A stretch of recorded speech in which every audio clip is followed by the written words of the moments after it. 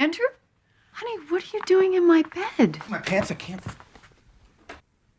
Now we're even. An elegant lady lived her life adhering to the code of ladylike conduct, but her son repeatedly challenged her boundaries. Finally, Bree could no longer tolerate it and abandoned him. Andrew thought he had one. Because he was gay, he believed his mother would eventually stop loving him, so he chose to strike first. Bree was heartbroken and unwilling to argue. She left him enough money to support himself. After all, he was her own son, how could she not feel pain? But Andrew had already deeply hurt her. Fortunately, Bree later met her true love, Olsen. Olsen was very similar to her in many ways. The two quickly got engaged. Just as they bought their plane tickets and planned their honeymoon, the airport television station was broadcasting a report about a homeless teenager. Coincidentally, the teenager being interviewed was Andrew. During this time, Andrew often rummaged for food in garbage cans. Andrew told me his heart-wrenching story. An alcoholic mother, a father murdered by the woman's boyfriend, and a childhood shattered the day his mother abandoned him on the side of the road. Some people just should never be allowed to have children. At that moment, guilt overwhelmed her. She instantly regretted everything she had done. She canceled. She had planned a long-awaited honeymoon trip, determined to find her son again. Bree searched from morning till night, asking everyone she could think of. Finally, she got a useful lead. The next day, she went to a relief canteen that provided free food for the homeless. Andrew hurriedly hid, trying to escape, but Bree recognized him immediately. How did you get that bruise? But shouldn't you be at home taking care of your new husband? How did you find out I that? read it in the paper. You know, the one I sleep under. Andrew interrupted his mother's concern, saying some harsh things, even running a red light. Still homeless, Andrew met a kind man, who generously offered him lunch. Andrew had never met Olsen before, so he didn't realize the man before him was his stepfather. He guessed Olsen might be a journalist or a pastor who wanted to help him. Wait, how did you know my name? You're him, aren't you? You're, a new husband.